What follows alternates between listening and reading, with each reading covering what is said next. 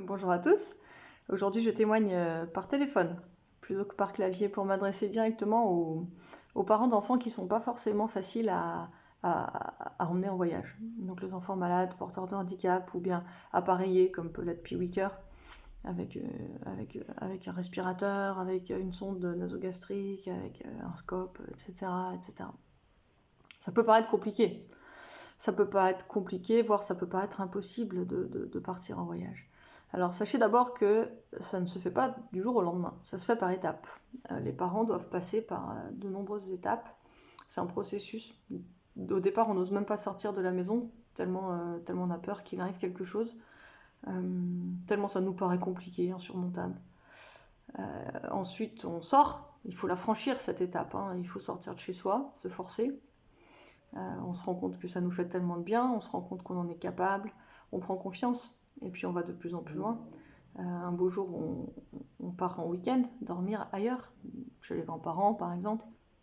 Donc là, on a très peur d'oublier quelque chose, hein, parce que oublier quelque chose sur un enfant comme Piwiker, oublier, je sais pas moi, son masque de respirateur par exemple, on va pas le trouver à la pharmacie du coin, hein, c'est pas comme un paquet de couches, hein.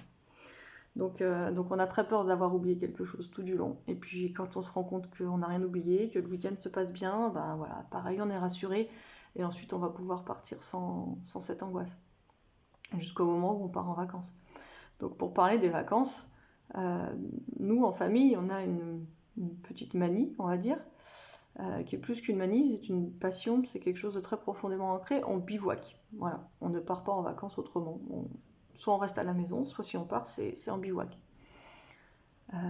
Alors quand le médecin nous a annoncé que Piwiker ne respirerait probablement jamais sans machine, il s'est bien sûr passé beaucoup de choses dans notre tête, mais très vite est arrivée cette question, mais comment on bivouac avec un enfant qui respire pas? Alors, on n'a pas posé la question au médecin, hein, parce qu'il nous aurait pris pour des fous, mais nous, en tout cas, enfin moi, en tout cas, c'est une question qui m'est arrivée très vite. Et en même temps que la question est arrivée une certitude, une conviction très profonde qu'on allait le faire, qu'on allait un jour bivouaquer avec cet enfant qui respirait pas. Et puis on l'a fait, effectivement.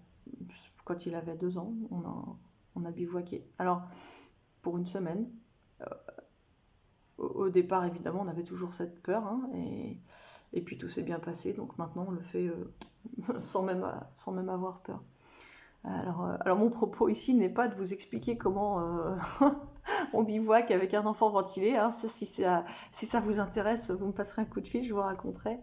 Non, mon propos c'était d'abord de remettre la logistique à sa juste place. C'est-à-dire que la logistique, c'est rien.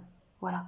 À la limite, il y a un leitmotiv que vous devriez, que vous pourriez vous mettre, si vous devez retenir une chose de ce message, c'est que la logistique, c'est rien.